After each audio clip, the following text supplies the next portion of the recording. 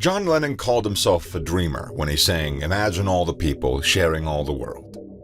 For those of us living in today's tumultuous times, those thoughts certainly sound somewhat, fanciful. However, just for a moment, imagine the unthinkable, and what the world would be like if certain changes were possible. For example, imagine that if the United States, China, and Russia were all allies. Yes, allies, united, together, on the same page. This currently seems like the world's least likely alliance, but let's have some fun. Let's imagine what kind of place that we would be living in.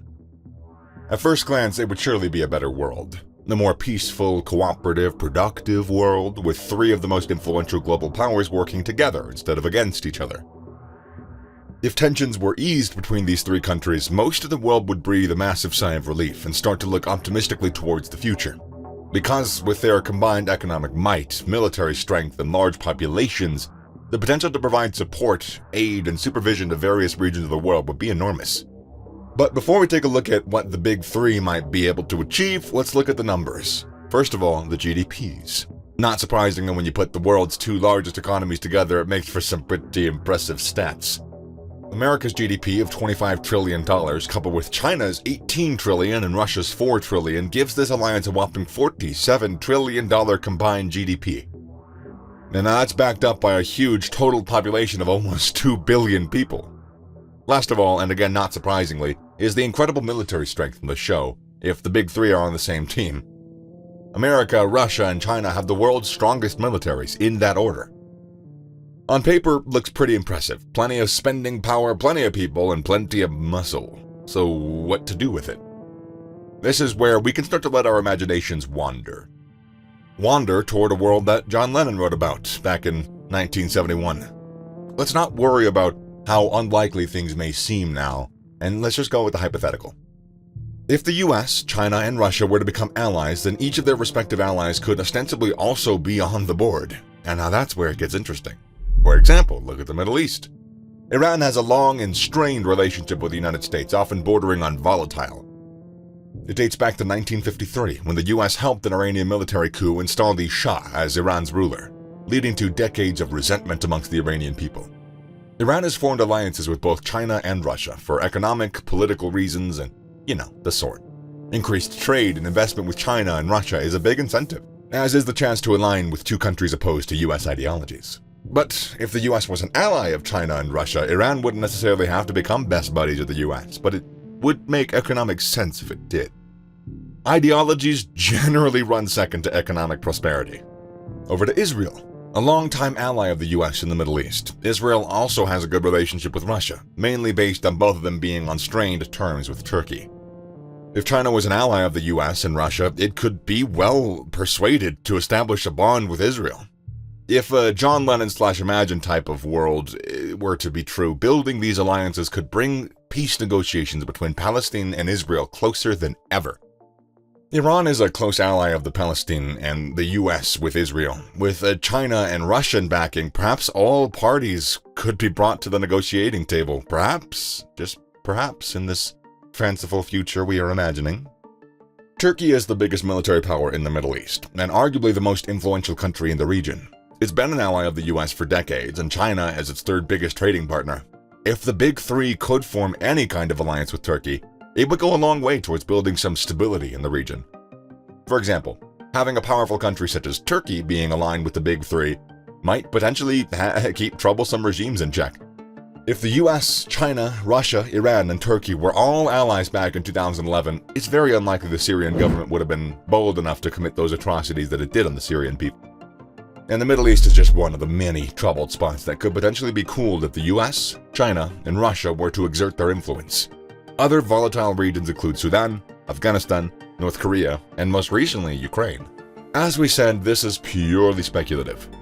If the alliance of the big three could somehow work towards de-escalating some areas of conflict, the next step would surely be to start addressing some other global issues. Lending much-needed support to the developing world is an obvious one, but it goes beyond mere economic aid.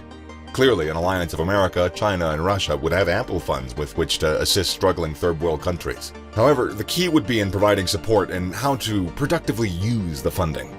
Developing countries can make progress reasonably quickly as long as they're pointed in the right direction. This is sometimes called a second mover advantage, and it comes from a developing country observing and copying the methods of production, technologies, and institution of the developed world. With the right amount of funding and careful supervision of how to invest it, the Big Three could play a major role in the development of these countries. This would be a big step away from the traditional form of aid given to the developing world, namely through institutions such as the IMF and the World Bank. For too long, governments in the third world countries have been allocating funding from the first world and told to do your best. Inevitably, corruption and conflict have made this impossible. The funding is squandered and not much is achieved. However, with meaningful input from the Big Three, developing countries can be taught how to open up their economies to free trade, how to absorb new technology, and most crucially, how to attract investment and participate in the global markets. The bulk of these countries are in Africa, with others scattered around Asia and Latin America. Wars and feuds have held back development in many of these areas, which is where the military might of the US, China, and Russia could ideally be used to defuse such situations in the name of progress. We've come to assume, of course, that self-interest wouldn't get in the way for the Big Three to help out, but isn't it possible that the easing of global tensions might just free up some time to see how they could use their spending power more productively? Another bonus of having America, China, and Russia as allies would be the beginning of a denuclearization process around the world. If the Big Three were to commit to this, it would still leave the UK, France, Pakistan, and North Korea with a small capability, but it's likely that they could be prevailed upon to join the club if the Big Three disarmed. It would no doubt take some getting used to, but once nations with nuclear programs realized the perceived threats had diminished, the process of cutting nuclear programs would eventually begin. This, of course, would bring about massive changes to nations like North Korea, which has lived on the ideology of us against the world for more than half a century. It would certainly strengthen the likelihood of Korean unification. The other pressing issue that the Big Three would be accountable for is its climate change. This, in the eyes of many, is the most problematic because, along with India, all three are the world's biggest carbon emitters. Again, we're going to go with our imaginations on this one. If the US, China, and Russia could form an alliance after decades of mistrust and ill will, then why not hope that they could also work together on taking better care of the planet that they're all on? It might take some serious diplomatic reasoning from other key nations, but if the Big Three were to take responsibility for their contribution to carbon emissions, surely the rest of the world would follow. Whether it were to happen now or one day in the future, for these global giants to start working together, that would obviously require a massive shift in attitudes towards differing ideologies and cultures.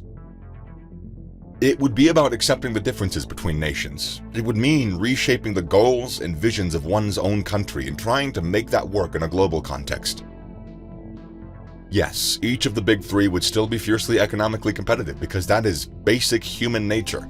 However, the concept of expansion and the need to impose global control will recede, given that these traditional forces have come to some kind of peaceful agreement. Would it be a perfect world? Of course not, but it would surely be a big improvement. Do you dare to dream?